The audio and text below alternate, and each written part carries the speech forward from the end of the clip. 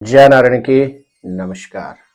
आप देख रहे हैं अस्troदेव और मैं हूं डीडी शास्त्री। स्नेह दर्शकों, स्वागत है आपका ट्रांजिट स्पेशल अर्थात गोचर विशेष प्रोग्राम में। सूर्यादि नवग्रहों में जो राजा हैं, प्रत्येक व्यक्ति की जो आत्मा है, भगवान सूर्य नारायण, सूर्यादि नवग्रहों में जिनको राजा कहा जाता है, यह सूर्य ग्रह 14 जनवरी के मध्य रात्रि 2:46 में धनु राशि से आगे बढ़कर मकर राशि में प्रवेश करेंगे और यहीं से उत्तरायण भी प्रारंभ होता है। उत्तरायण का अर्थ होता है जीवन में उन्नति। क्या आपकी राशि पर भी इस अवधि से सूर्य की कुछ अद्भुत कृपा होगी जिससे आपके जीवन में भी उन्नति की संभावना बनती है?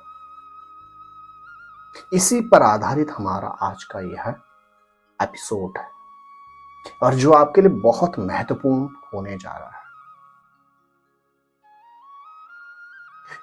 कि 14 जनवरी से और 13 फरवरी तक जब तक सूर्य ग्रह मकर राशि में रहेंगे,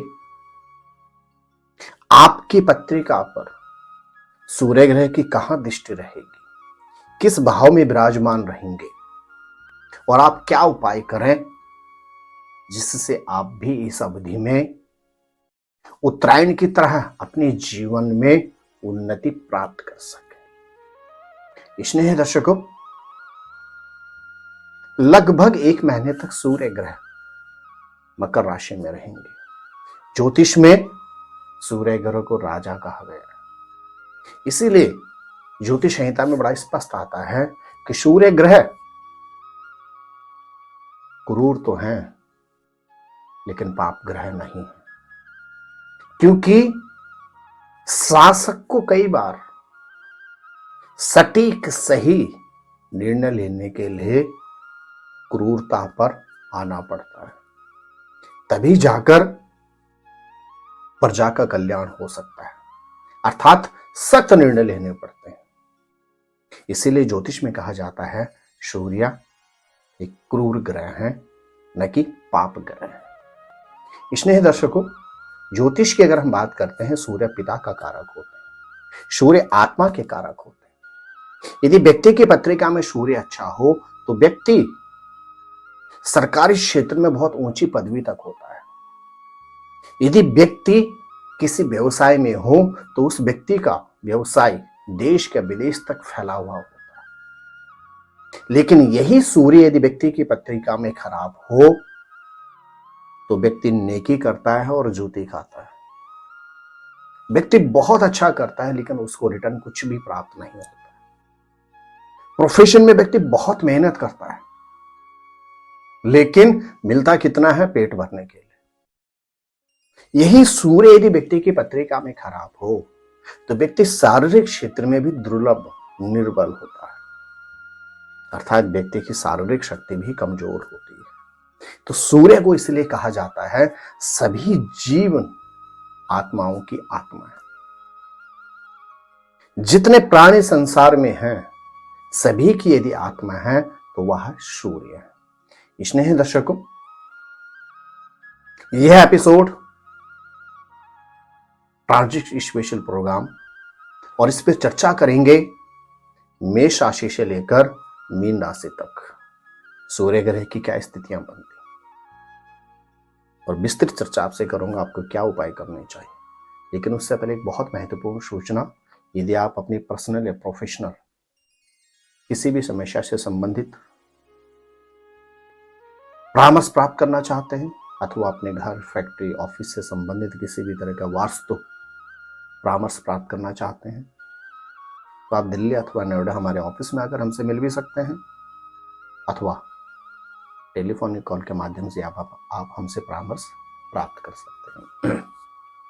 यदि आपकी राशि है सिंह तो अब आपके राशि के स्वामी जो सूर्य ग्रह है वहां पहुंच रहे हैं कहां?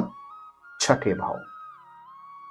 छठे भाव में सूर्य ग्रह का प्रवेश करना और सूर्य ग्रह की दृष्टि रहेगी द्वादश भाव पर, और आपको के तो वैसे भी राशि के स्वामी होते हैं सूर्य ग्रह।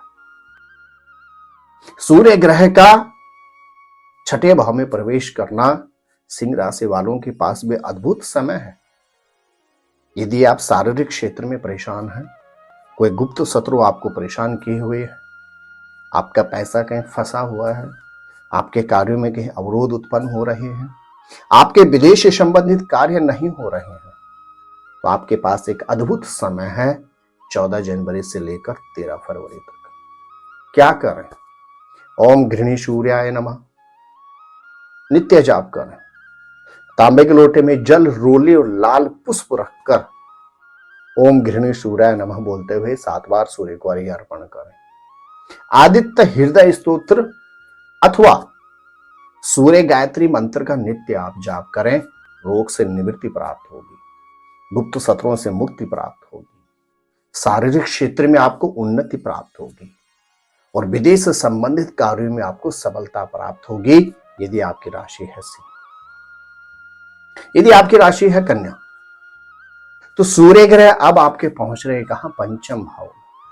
और पंचम भाव किसी भी व्यक्ति के जीवन में, किसी भी व्यक्ति की पत्रिका में बहुत महत्वपूर्ण होता है, क्योंकि पंचम भाव होता है नई दशा, नई दिशा का कारक, नए अवसरों का कारक, नए अपॉर्चुनिटीज का कारक, संतान का कारक, शिक्षा का कारक।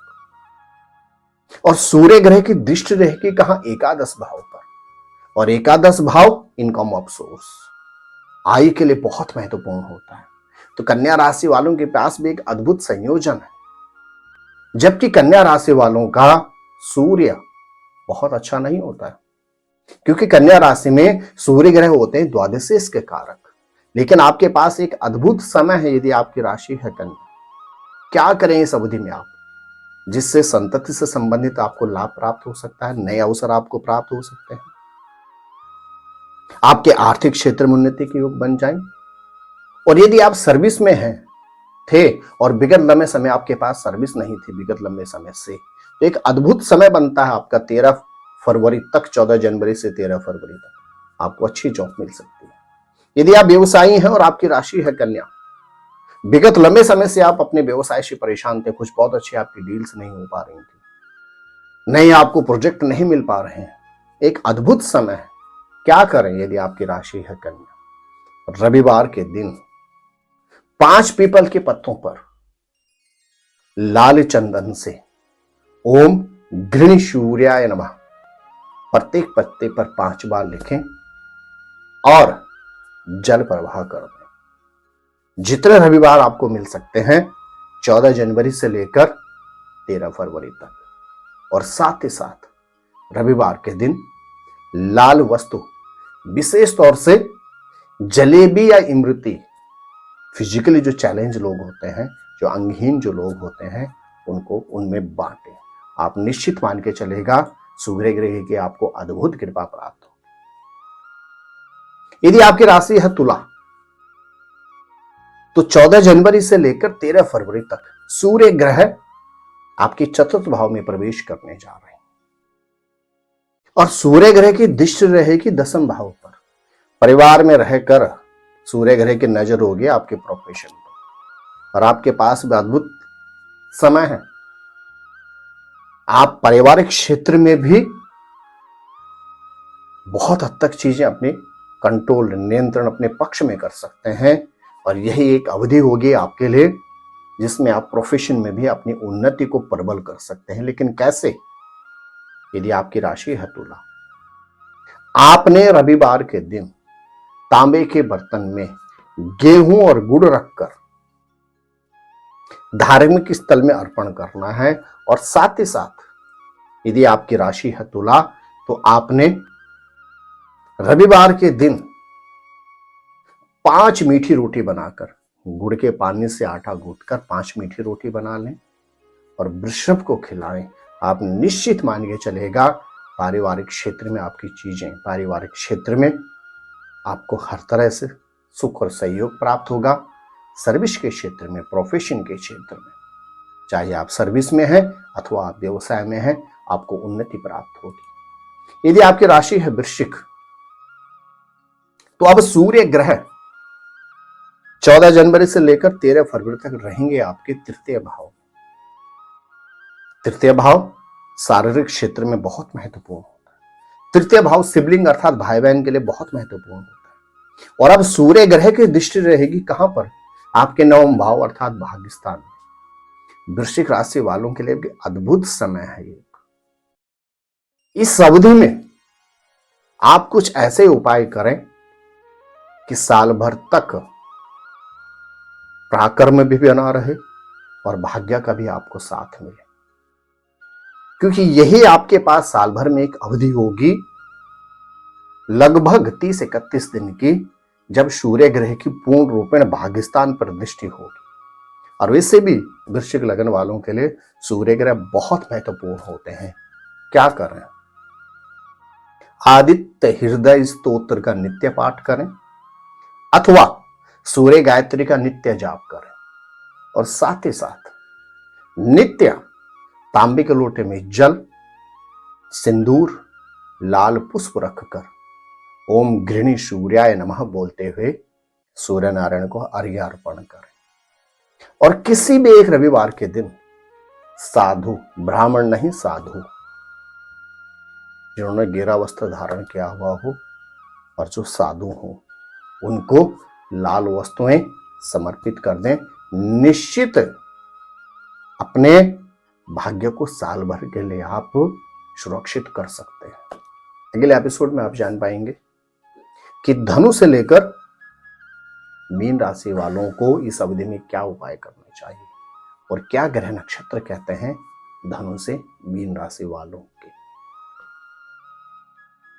तो मेरे प्रिय दर्शकों, यह एपिसोड था ट्रांजिट स्पेशल अर्थात गोचर में परिवर्तन। स्नेही दर्शकों, जो भी आपके लिए मैं ट्रांजिट स्पेशल प्रोग्राम लेके आता हूं, इसको आप समझे अपनी चंद्र राशि के अनुसार। आपकी इस वाक्य का विशेष ख्याल रखना है कि इसको आप अपनी चंद्र राशि के अनुसार समझें। चंद्र राशि मून साइन ज्योतिष की हम जो बात करते हैं उसको इंडियन एस्ट्रोलॉजी भी कहा जाता है और डीप एस्ट्रोलॉजी भी कहा जाता है, क्योंकि मून साइन जो ज्योतिष होता है यह चंद्रमा के अनुसार जो राशि निर्धारित होती है वह होती है नक्षत्र की गणना के आधार पर कि आपका जन्म किस दिन हुआ था और उस दिन कौन सा नक्षत्र था। गोचर से रिलेटेड जो भी मैं आपको फलादेश समझाता हूं, ट्रांजिशन से रिलेटेड जो भी मैं एपिसोड्स लेके आता हूं, उसको आप समझेंगे अपने चंद्र राशि के अनुसार। तो इसलिए दर्शकों, आप स्वस्थ रहें, मस्त रहें, अपना ख्याल रखें। क्या खास अगले एपिसोड में, उसके लिए आपको करना होगा थोड़ा सा इंतजार। यदि पहली बार आप हमारे इस YouTube चैनल पर आए हैं तो आप चैनल को अवश्य ही सब्सक्राइब करें, बेल आइकन ऑन करके छोड़ें, ताकि प्रत्येक वीडियो की नोटिफिकेशन आपको प्राप्त तो हो ही हो सके, साथ ही साथ कोई वीडियो आपसे मिस भी ना हो, क्योंकि प्रत्येक वीडियो से या प्रत्येक वीडियो का आपसे कहने के सीधा संबंध होता है। तो आप स्वस्थ रहें, मस्त रहें, अपना ख्याल रखें। जय नारायण की नमस्कार।